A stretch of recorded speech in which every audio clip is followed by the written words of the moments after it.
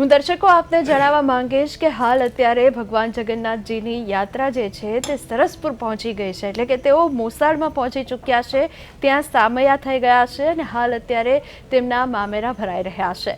તો હાલ રમેશભાઈ આપને પૂછવા માંગીશ કે જ્યોતિષ શાસ્ત્ર પ્રમાણે મામા ભાણેજના સંબંધ સારા હોવા એ કયા ગ્રહ હોવા જોઈએ કે જેના કારણે મામા અને ભાણેજના સારા ગ્રહ રહે? કારણ કે શ્રી કૃષ્ણ અને કંસ મામાના જે સંબંધો હતા તેનાથી સૌ કોઈ વાકેફ છે.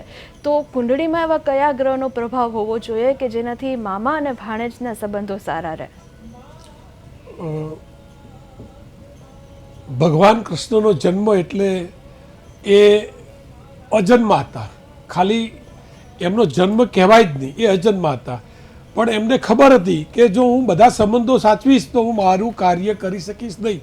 એટલે એમની જન્મ કુંડળીમાં મતલબ કે ચંદ્ર, મંગળ એ બધા ગ્રહો એવી રીતના એમને પોતે ગોઠવી દીધા કે એમને સંઘર્ષો જ કરવા પડે એમ. અને એના લીધે એમને મામા સાથે 12મો ચંદ્ર થઈ ગયો. એમ નથી કહેતો કોઈ કુંડળીમાં 12મે ચંદ્ર હોય એટલે કોઈ કે ભાઈ આ તો આપણે બનશે નહીં એમ કે. તો એવી રીતે કુંડળીના જે ગ્રહ યોગો એવા એમને પોતે સમય એવો પસંદ કર્યો કે એમના કુંડળીના ગ્રહો જે રીતે ગોઠવાઈ ગયા અને એના હિસાબે એમને બધા જ જોડે એમના જે મામા પક્ષે સંબંધો બગડ્યા. એમને ખબર હતી કે મામા પક્ષે સંબંધ બગડવાના જ હતા, એટલા માટે જ એમને જેલની અંદર જન્મ લીધો. એમને ખબર હતી કે મારો જેલમાં જન્મ થશે અને મારો જન્મ થશે તો મને મારવા પણ મારા મામા, એમને ખબર છે કે હું એમનો કાળ છું. એટલે ભગવાને કુંડળીની રચના જ એવી કરી કે બચી પણ જાય અને એમને દંડ પણ આપશે, એવી બધી જ રચના એમને કુંડળી પ્રમાણે ગોઠવી અને એ રીતે કરી.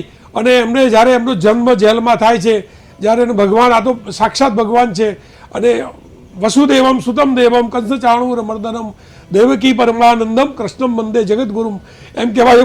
ભગવાન તો જગતના ગુરુ હતા. ભગવાન કૃષ્ણ આજે આપણે જે કૃષ્ણ શબ્દ બોલીએ છીએ ને એ બિલકુલ ખોટો બોલીએ છીએ. ભગવાન કૃષ્ણ, કૃ એટલે કાલીનો અંશ છે. ભગવાન કૃષ્ણ બોલવું જોઈએ. બધા જ કૃષ્ણ કૃષ્ણ બોલે છે. અરે નહીં ભાઈ, કૃષ્ણ નહીં બોલો, કૃષ્ણ બોલો. જ્યારે કૃષ્ણ એટલે બ્લેક.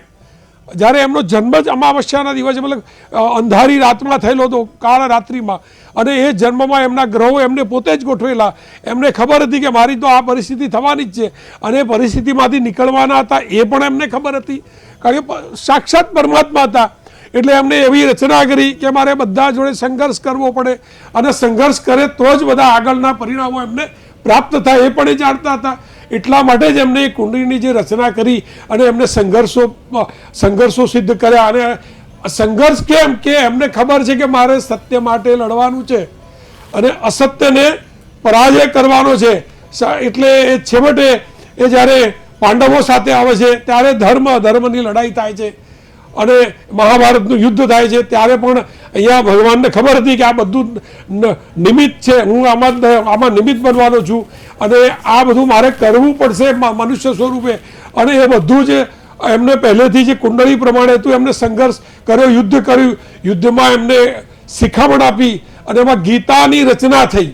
અને એમને જે અર્જુનને આખી સલાહ આપી, એ ગીતા એ જ ગીત છે આખું. અને એ ગીતમાં એમને સલાહ આપી કે ભાઈ તું બધું ભૂલી જા, તારું મારું કોઈ નથી, તું યુદ્ધ કર અને અસત્યને માત આપ અને સત્યનો વિજય કર.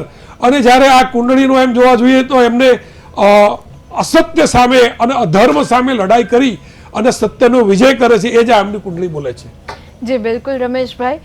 દર્શકો, હું આપને કહીશ કે હાલ અત્યારે રથયાત્રા જે છે તે સરસપુર પહોંચી ગઈ છે. તમારામાંથી ઘણા બધા લોકોને એવો સવાલ પણ હશે, જે સવાલ મને પણ છે, કે આ જગન્નાથજીનું મામેરું અને તે ત્યાં જ શું કામે રોકાય છે, સરસપુરમાં જ કેમ? રમેશભાઈ જણાવશો.